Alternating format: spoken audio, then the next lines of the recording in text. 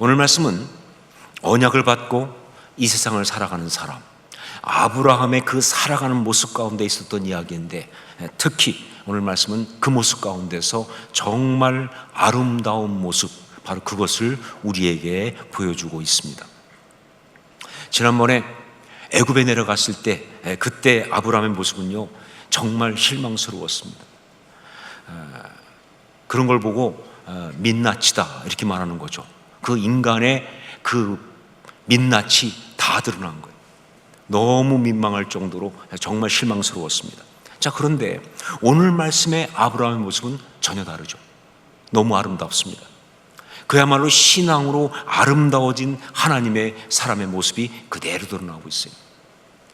자, 그렇다면 지난번에 그 아브라함의 그 민낯, 인간적인 모습, 그것을 민낯이다, 쌩얼이다 이렇게 말한다고 한다면, 그렇다면 오늘 말씀의 이 모습은 혹시 화장빨이냐 라고 생각할 수 있을 텐데, 아니요, 화장빨이 아니고 정확히 말하면 영빨입니다. 영빨. 예, 그래요. 아무리 추한 본성의 인간이라 할지라도, 아무리 부족하고 아무리 정말 안타까운 그런 모습을 가진 사람이라 할지라도 성령께서 역사하시면, 신앙의 능력이 그 가운데 임하면 이렇게 아름다울 수 있다는 것을 성경은 우리한테 보여주고 있는 겁니다. 그러면서 이야기합니다. 바로 이게 신앙 안에서 내가 보여줘야 될 너의 모습이라고. 이것이 바로 내가 신앙 안에서 꿈꾸며 바라봐야 될 바로 너의 모습이라고, 그 이야기를 지금 하고 있는 겁니다. 자, 아브라함의 그 아름다운 모습 어떤 것인가? 오늘 말씀을 보면 세 가지의 모습이 나오고 있습니다. 첫 번째 뭐냐? 하나님이 주신 사람에 대하여 헌신적인 삶이라고 하는 겁니다. 그 아름다운 모습이 뭐냐? 하나님이 주신 사람에 대하여 헌신적인 삶, 그게 아름다움이다. 오늘 말씀에 나오는 이 이야기의 시작은요, 아브라함의 조카 롯이 왕들의 전쟁에 휘말려 가지고 포로가 되어 잡혀간 바로 그 상황입니다. 자, 그런데 솔직히 조카 롯이 포로로 잡혀갔다는 이 소식을 들었을 때 아브라함의 입장에서는요 여러 가지 다른 생각과 그리고 반응이 나올 수가 있었습니다. 우선 조카 롯에 대한 어떤 비난과 그리고 책망의 마음이 들어올 수 있는 거예요. 우리가 지난 시간에 봤지만 롯이 아브라함을 떠나가는 그 과정에서 아브라함은요 하나님께 순종하기 위해서 그래서 롯을 보냈어요. 정말 보내고 싶지 않았지만 하나님께 순종하기 위해서 그를 떠나보냈어요. 하지만 롯은 상당히 섭섭하게 행동하지 않았습니까? 아브라함이 정말 넓은 마음으로 이렇게 말했죠. 내 앞에 온 땅이 있지 아니하냐, 나를 떠나가라. 내가 좌하면 나는 우하겠고 내가 우하면 나는 좌하리라, 이렇게 얘기했지 않습니까? 그렇다면 좀 생각이 있는 사람 같으면 어떻게 해야 합니까? 아닙니다, 큰아버님. 큰아버지가 먼저 결정하십시오. 그러면 제가 따르겠습니다. 뭐 이렇게 나와야 되는 거 아니겠어요? 근데 롯은 어떻게 했습니까? 그 얘기 하자마자 쫙 둘러보다가 좋은 거를 냉큼 붙잡았잖아요. 이쪽 하겠습니다. 그리고 자기가 그걸로 간 거 아니에요. 그리고 그 눈에 좋은 것만 택하다 결국 어디까지 갑니까? 소돔까지 들어간 거 아니에요. 그래서 결국은 그 결과 왕들의 전쟁에 휘말리면서 이렇게 포로로 잡혀간 것이다. 인간적인 마음으로 보면요 이럴 때 딱 떠오르는 게 뭡니까? 쌤통이다, 이거 아니에요. 뭐 쌤통이다까지는 아니다 할지라도, 아니 어쩌다 이런 지경에 도대체 뭘 어떻게 해서 이렇게 됐느냐 하면서 굉장히 책망하는 마음이, 굉장히 비난하는 마음이 들 수밖에 없는 그런 상황이죠. 마음에 섭섭함도 있었을 테니까. 자, 그리고 또 한 가지 들어올 수 있는 마음이 뭐냐? 상황상 이건 돌이킬 수 없어 라고 생각하면서 포기하는 마음이 들어올 수 있었어요. 여러분, 왕들의 전쟁입니다. 강력한 왕에게 잡혀간 거예요.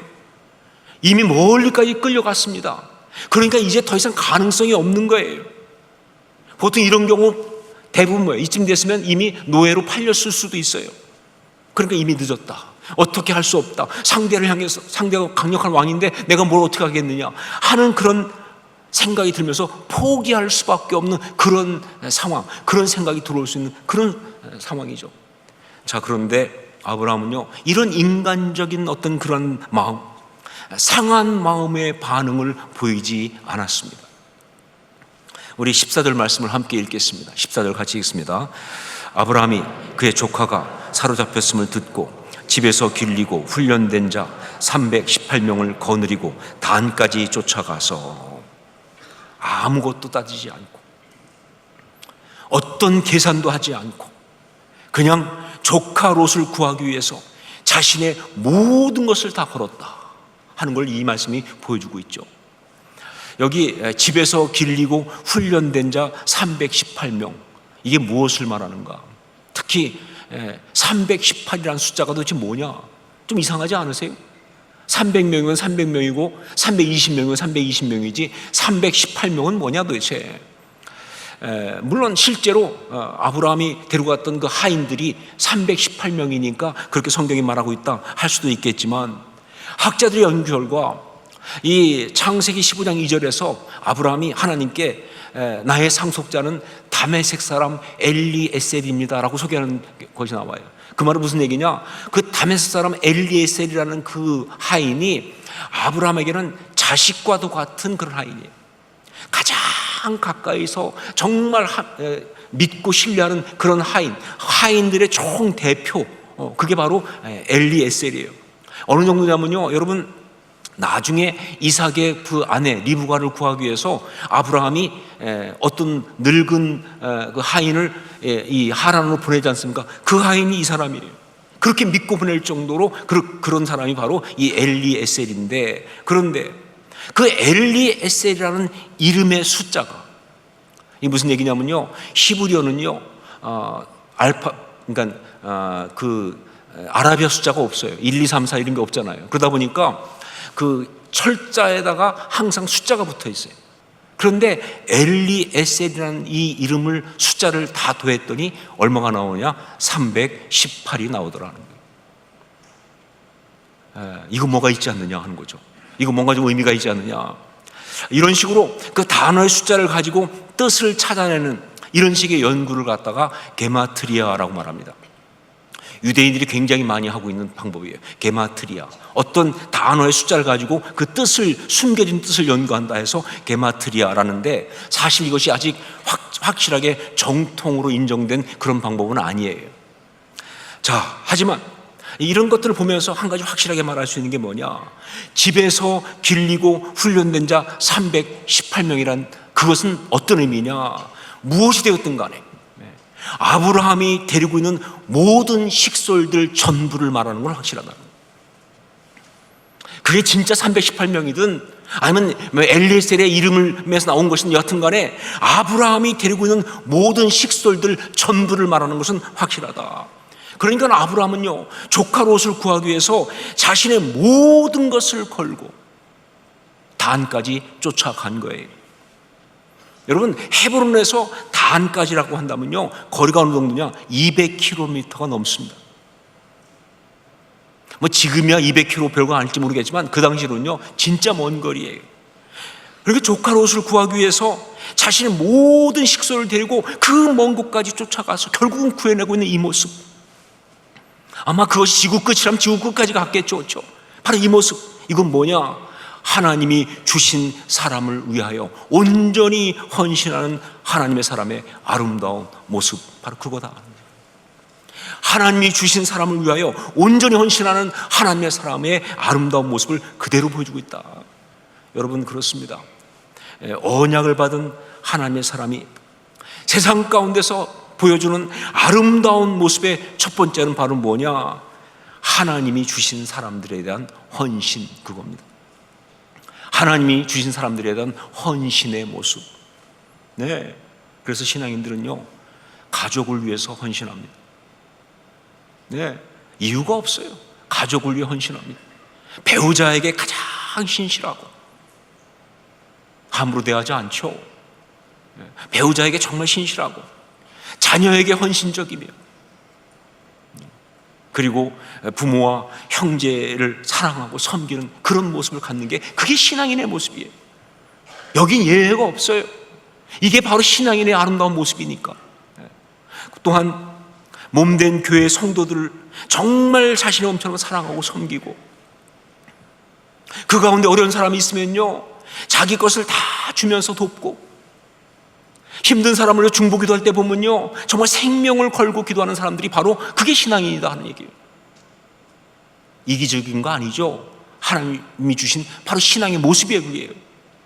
바로 그렇기 때문에 이 나라와 민족을 향해서도요 가장 헌신된 마음을 가진 사람들이 바로 신앙인들이다. 민족이 어려울 때, 나라가 어려울 때 정말 가장 앞장서서 목숨을 걸고 그 민족을 섬긴 사람들이 바로 신앙인들 아니었습니까? 우리의 신앙의 선배들이 그랬던 것처럼 말이죠. 예, 이게 맞는 거예요. 이게 바로 하나님의 사람의 아름다운 모습이다. 언약을 받은 사람은 바로 그렇게 사는 겁니다. 언약을 받은 사람은 바로 그렇게 산다.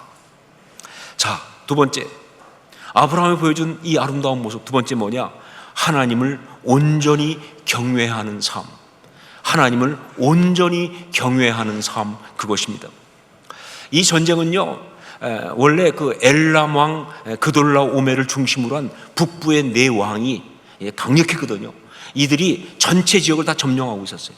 그래가지고 다 다스리고 있으니까 그 네 왕을 상대로 남쪽 소돔 왕을 중심으로 한 남쪽의 다섯 왕이 반란을 일으킨 겁니다. 그래서 이 북쪽의 네 왕이 남쪽의 왕들을 손보려고 쳐내려온 거예요. 그래서 벌어진 싸움인데 결과적으로 남쪽 왕들이 대패했죠. 그러다 보니까 소돔에 들어가 살던 롯도 수없이 많은 그런 사람들과 함께 포로로 잡혀서 끌려가게 된 것이다. 자, 그런데 그 왕들의 전쟁과 아무 상관도 없이 있는 아브라함이 어떤 정치적인 이유가 아니라 그냥 단지 조카 롯을 구하기 위해서 자기의 식솔들을 다 데리고 단까지 쫓아갔습니다. 가서 그 북쪽 왕들의 군사들을 쳐부수고 롯을 구해온 거예요. 예, 전면적인 승리까지는 아니지만 정말 아브라함이라는 그 개인이 막강한 왕들의 군대를 이기고 승리를 거뒀다는 것은 정말 놀라운 이야기죠. 하나님이 함께 하셨으니까 가능한 이야기죠. 자, 그런데 그렇게 조카 롯을 구해가지고 돌아오니까 소돔 왕을 비롯한 남쪽 왕들이 이제 영접을 나갔어요. 예. 자, 그런데 그 중에 아주 신비로운 인물 하나가 등장을 합니다. 그 사람이 누구냐면 멜기세덱이라는 사람이에요. 멜기세덱. 우리 18절 말씀을 함께 읽겠습니다. 18절 같이 읽습니다. 살렘 왕 멜기세덱이 떡과 포도주를 가지고 나왔으니 그는 지극히 높으신 하나님의 제사장이었더라. 여기 살렘 왕이라고 하는 것은요 예루살렘 왕이라는 뜻이에요. 그런데 여러분, 여기서 나온 이 예루살렘은요 지금 우리가 알고 있는 예루살렘하고는 아무 상관이 없다. 왜냐하면요 지금 우리가 알고 있는 예루살렘은 언제 만들어졌습니까? 다윗 왕 이후에 만들어졌잖아요. 그러니까 이때는 예루살렘은 존재하지도 않는 거예요. 그래서 학자들은 이렇게 봅니다. 살렘이라는 지역은 지금 예루살렘이 있는 그 지역 어디에 있는 아주 작은 그런 곳이었을 것이다. 그러니까 살렘 왕 그러면요 이 다른 뭐 소돔 왕이라든가 뭐 고모라 왕이라든가 이런 큰 왕들하고는 비교가 안 되는 아주 작은 곳의 왕인 거예요. 그게 살렘 왕이에요. 자, 그런데 성경에서는 또 이 멜기세덱을 어떻게 소개하고 있느냐? 지극히 높으신 하나님의 제사장이라고 소개하고 있어요. 이게 결국 이걸 통해서 뭘 알 수 있느냐? 그 멜기세덱은 일반적인 어떤 지역의 왕이 아니라 바로 살렘이라는 특별한 영적인 지역. 그러니까 어떤 지역 중 보면 아주 높은 곳에 뭐 있는 특별한 그 영적 지역이 있잖아요, 그렇죠? 그 영적 지역에서 활동하던 영적인 인물. 쉽게 말하면 무당 같은 그런 인물이었을 것이다 라고 보는 거예요. 그렇기 때문에 여기서 하나님의 제사장이라는 말도요 나중에 나오는 뭐 아론의 후손 대제사장 제사장들 그게 아니고 그런 것이 아니라 그냥 뭐예요 영적인 어떤 특별한 역할을 하는 그러한 사람이다 하는 뜻인 거죠. 자, 그런데 사실 별것도 아니에요. 특별할 것도 없는데 그런데 이 살렘 왕 멜기세덱에게 그가 와서 아브라함을 축복했을 때 아브라함이 11조를 드렸다는 게 놀라운 이야기. 아브라함이 이 멜기세덱이 자기를 축복했을 때 그 멜기세덱한테 11조를 드린 거예요. 이게 무슨 뜻인가? 여러분, 이것은요 히브리서에서 말한 것처럼 아브라함은 멜기세덱을 그 순간 하나님이 사용하시는 사람으로 본 거예요. 그러니까 그 살레망 멜기세덱이라는 개인한테 11조를 드린 게 아니고요. 정확히 말하면 하나님께 11조를 드린 거예요. 그를 사용하시는 하나님께 11조를 드린 것이다. 여러분, 11조가 무엇입니까? 11조가 뭔가요? 이것은요, 성경에 나오는 의미 그대로 말한다면 11조는요, 왕께 신하가 자신이 갖고 있는 이 모든 것이 왕의 것이라는 고백을 하면서, 이 모든 것 주인은 왕이십니다 하는 고백을 하면서 올려드리는 게 바로 그게 11조예요. 그런 의미가 있는 겁니다. 이 모든 물질, 이 모든 것, 이 모든 소유의 주인은 왕이십니다 라고 하면서 올려드리는 게 그 11조예요. 그렇기 때문에 이 11조는요, 왕에게 신하가 드릴 수 있는 최고의 충성과 경외함의 표시입니다. 더 이상의 어떤 것이 없을 만큼 그런 표시예요. 자, 그러니까 이 아브라함이 멜기세덱에게 11조를 드렸다고 하는 것은요, 멜기세덱이 아니죠. 하나님께, 나의 삶의 모든 주인은 하나님이십니다. 이 모든 것도 다 하나님이 주신 것입니다. 하나님의 것입니다 라고 고백하면서, 그러면서 하나님을 향해서 그가 표현할 수 있는 최고의 경외함을 표시한 거예요. 여러분, 이게 아름답습니다. 하나님의 사람의 아름다운 모습 가운데 정말 아름다운 것은 뭐냐? 이렇게 사람이나 상황을 가리지 않고 하나님을 온전히 경외하는 바로 그 모습을 갖고 있다는 거예요. 이게 진짜 아름다운 거예요. 제가 서울의 온누리교회에서 목회할 때, 사역할 때, 그때 함께 사역하던 다른 그 부목사님한테 들은 이야기입니다.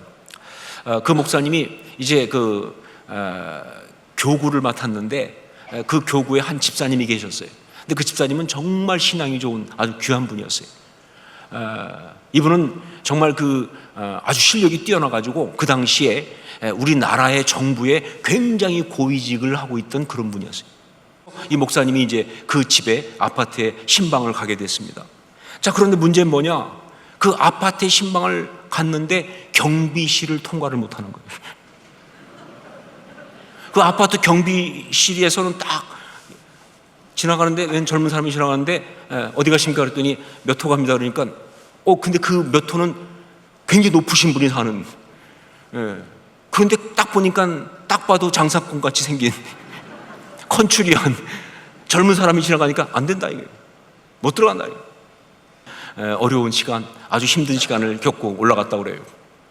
가가지고 이제 갔더니, 정작 그 집에서는 이 집사님과 또 부인 권사님이 정말 그냥 진짜로 이렇게 잘 이게 준비해 놓고 신방 받을 준비를 하고 있더라는 거예요.